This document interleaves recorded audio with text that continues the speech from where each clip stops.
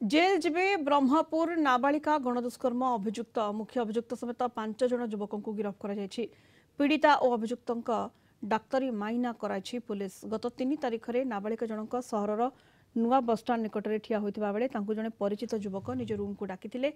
Room रे नाबालिका को मृदु पानीय निशा दे अचेत करी से और तार किछि सांग दुष्कर्म करथिले।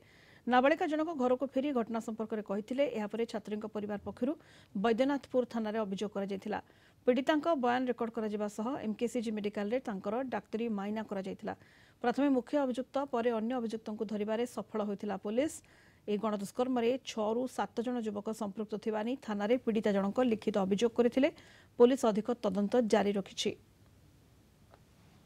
8 तारिख दिन हमको आज कंप्लेन देइथिले तो आम इमिडिएटली गोटे केस रजिस्टर करी 376 डी रे आम इनक्वारी आरंभ करथिलु एवं वर्तमान सुधा पाखापाखि 5 जन इंक्लूडिंग द मेन अक्यूज जे नहीं कि जाइथिला तांको मोटरसाइकल रे से जो बैचलर्स हॉस्टल को ताको आम अरेस्ट करछु एवं तांको तार 4 जन सहयोगी धरा पड़छन्ती।